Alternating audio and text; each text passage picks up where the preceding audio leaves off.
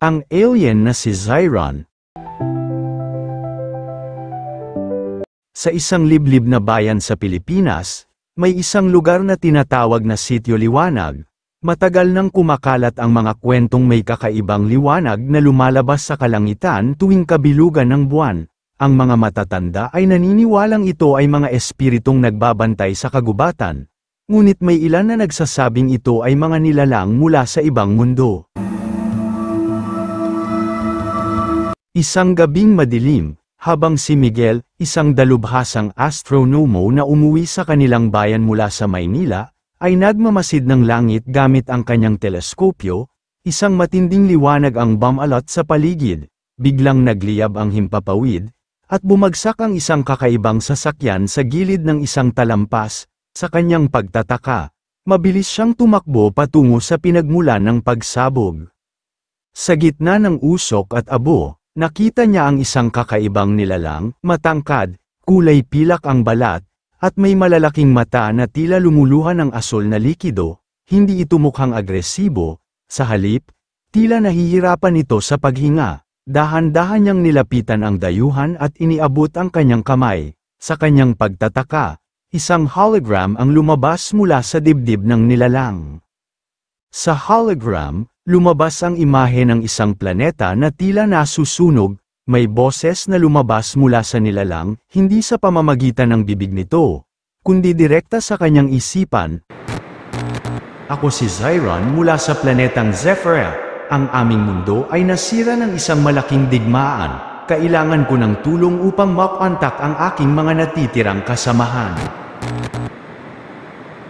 Bagamat natatakot, nagdesisyon si Miguel na tulungan ang kakaibang bisita. Dinala niya ito sa kanyang lumang bahay sa tabi ng kagubatan, itinago mula sa mapanuring mata ng ibang tao, gamit ang kanyang kaalaman sa agham, tinulungan niyang buuin muli ang sirang komunikasyon ng alien gamit ang mga lumang pyesa ng kanyang radio transmitter.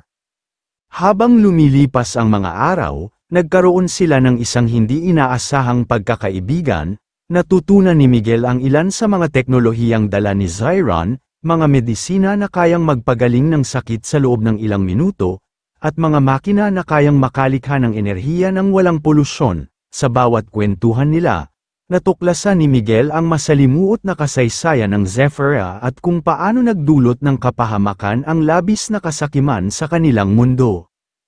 Isang gabi, habang nagtatrabaho sila sa komunikasyon ng dayuhan, isang grupo ng mga armadong lalaki ang biglang dumating. Narinig ng iba sa bayan ang usap-usapan tungkol sa kakaibang liwanag at may ilang nagulat sa militar.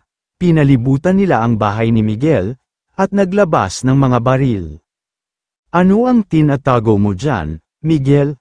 Sigaw ng isang sundalo.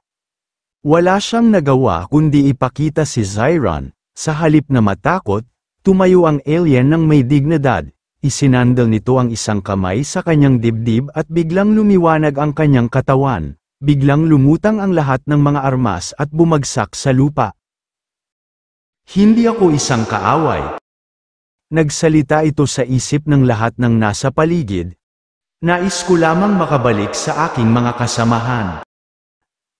Nagulantang ang mga sundalo, ngunit bago pa sila makariak, isang napakalaking liwanag ang bumalot sa buong lugar. Isang barkong hugis itlog ang lumitaw sa langit, humuhugong at bumukas sa gitna. Mula rito, lumabas ang tatlong nilalang na kamukha ni Zyron. Miguel, salamat sa iyong kabutihan, sabi ni Zyron habang papasok sa barko. Dahil sa iyo, may pag-asa pang mabuhay ang aming lahi. Bago tuluyang mawala sa ere ang sasakyang pangkalawakan, isang maliit na aparato ang iniwan ni Zyron kay Miguel, isang maliit na kristal na kumikinang ng bughaw. Ito ay isang tanda ng aming pasasalamat, magkikita tayong muli balang araw. At sa isang iglap, nawala ang barko sa kalawakan, naiwan si Miguel, kasama ang mga sundalo na nakatulala sa hindi nila maipaliwanag na pangyayari. Mula noon, wala nang nakitang kakaibang liwanag sa langit tuwing kabilugan ng buwan, ngunit si Miguel, tuwing tititig siya sa kristal na iniwan ni Zyron, ay alam niyang hindi pa iyon ang huling pagtatagpo nila. Maraming salamat sa muling pakikinig ng maikling kwento.